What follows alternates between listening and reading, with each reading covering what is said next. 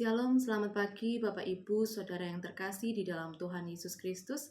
Kita bertemu kembali dalam program Gemar Jumat 7 Maret 2025. Berkat firman Tuhan pagi ini terambil dari Roma 8 ayat 1 sampai 17 dan saya beri judul Hidup dalam Roh yang Membebaskan. Bapak Ibu, Saudara yang terkasih di dalam Tuhan Yesus Kristus, dalam Roma 8 ayat 1 sampai 17, Rasul Paulus mengingatkan kita tentang pentingnya hidup dalam Roh Kudus dan bukan dalam daging. Ayat-ayat ini mengungkapkan keajaiban hidup yang dibebaskan melalui Kristus, yang memberikan kita kemenangan atas dosa dan maut. Dalam bacaan firman Tuhan pagi ini, saya membagi menjadi 3 poin. Yang pertama, pembebasan dalam Kristus. Kita baca dalam Roma 8 ayat 1 sampai yang keempat. Demikian sekarang tidak ada penghukuman bagi mereka yang ada di dalam Kristus Yesus. Roh yang memberi hidup telah memerdekakan kamu dalam Kristus dari hukum dosa dan hukum maut. Sebab apa yang tidak mungkin dilakukan hukum Taurat karena tak berdaya oleh daging, telah dilakukan oleh Allah dengan jalan mengutus anaknya sendiri dalam daging yang serupa dengan daging yang dikuasai dosa karena dosa. Ia telah menjatuhkan hukuman atas dosa di dalam daging, supaya tuntutan hukum Taurat digenapi di dalam kita, yang tidak hidup menurut daging, tetapi menurut roh. Paulus memulai dengan sebuah pernyataan yang penuh harapan. Tidak ada penghukuman bagi mereka yang ada di dalam Kristus Yesus. Dalam Kristus, kita dibebaskan dari hukuman dosa yang seharusnya kita terima. Sebagai manusia, kita tidak mampu memenuhi hukum Taurat dengan kekuatan kita sendiri. Namun, melalui pengorbanan Kristus, kita diberi kesempatan untuk hidup dalam kebenaran yang diberikan oleh Roh. Poin yang kedua, hidup menurut Roh bukan menurut daging.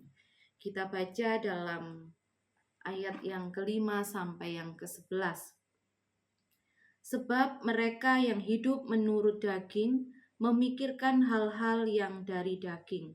Mereka yang hidup menurut Roh memikirkan hal-hal yang dari Roh. Karena keinginan daging adalah maut, tetapi keinginan Roh adalah hidup dan damai sejahtera. Sebab keinginan daging adalah perseteruan terhadap Allah, karena ia tidak takluk kepada hukum Allah. Hal ini memang tidak mungkin baginya. Mereka yang hidup dalam daging tidak mungkin berkenan kepada Allah. Tetapi kamu tidak hidup dalam daging, melainkan dalam roh, jika memang roh Allah diam di dalam kamu. Tetapi jika orang tidak memiliki roh Kristus, ia bukan milik Kristus. Tetapi jika Kristus ada di dalam kamu, maka tubuh memang mati karena dosa, tetapi roh adalah kehidupan oleh karena kebenaran. Dan jika roh Dia yang telah membangkitkan Yesus dari antara orang mati diam di dalam kamu, maka Ia yang telah membangkitkan Kristus Yesus dari antara orang mati akan menghidupkan juga tubuhmu yang fana itu oleh Roh-Nya yang diam di dalam kamu.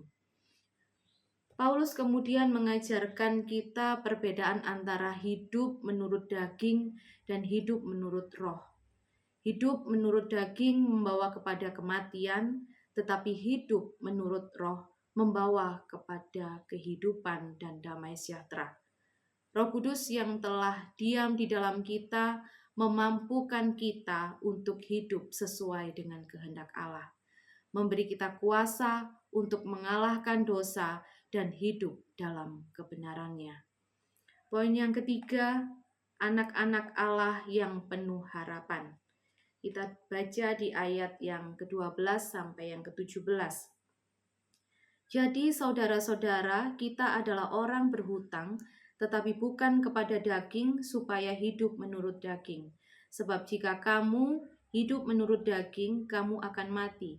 Tetapi jika oleh roh kamu mematikan perbuatan-perbuatan tubuhmu, kamu akan hidup. Semua orang yang dipimpin roh Allah adalah anak Allah. Sebab kamu tidak menerima roh perbudakan yang membuat kamu menjadi takut lagi, tetapi kamu telah menerima roh yang menjadikan kamu anak Allah. Oleh roh itu kita berseru, ya Aba, ya Bapa. Roh itu bersaksi bersama-sama dengan roh kita, bahkan kita adalah anak-anak Allah. Dan jika kita adalah anak, maka kita juga adalah ahli waris. Maksudnya, orang-orang yang berhak menerima janji-janji Allah yang akan menerimanya bersama-sama Kristus, yaitu jika kita menderita bersama-sama dengan Dia, supaya kita juga dipermuliakan bersama-sama dengan Dia. Paulus melanjutkan dengan mengingatkan kita bahwa kita bukan lagi hamba, melainkan anak-anak Allah. Sebagai anak-anak Allah, kita memiliki hak atas janji-janjinya, termasuk kehidupan kekal bersamanya. Kita diberi Roh Kudus yang menjadi jaminan bagi kita bahwa kita adalah ahli waris kerajaan Allah.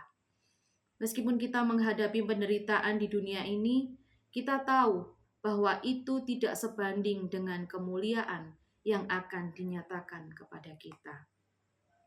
Bapak, Ibu, Saudara yang terkasih, melalui Roma 8 ini, kita dipanggil untuk hidup dalam pembebasan yang diberikan Kristus. Tidak ada lagi penghukuman bagi kita yang ada di dalam Kristus Yesus.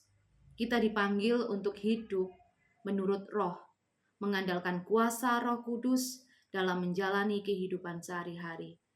Meskipun kita menghadapi tantangan dan penderitaan, kita memiliki pengharapan yang pasti karena kita adalah anak-anak Allah dan ahli waris kerajaan-Nya.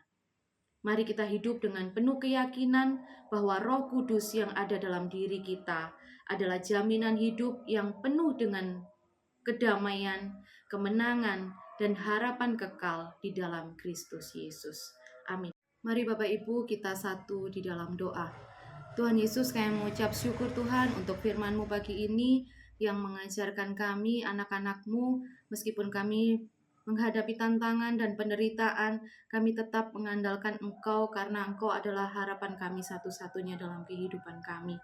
Dan Tuhan, kalau sebentar kami akan melakukan aktivitas kami mau menyerahkan kehidupan kami mulai dari pagi hingga malam nanti ke dalam tangan kasih-Mu. Kami mohon penyertaan yang sempurna atas kehidupan kami. Terima kasih Tuhan, hanya di dalam nama-Mu kami sudah berdoa dan mengucap syukur. Haleluya. Amin. Selamat pagi Bapak Ibu, selamat beraktivitas. Tuhan Yesus memberkati.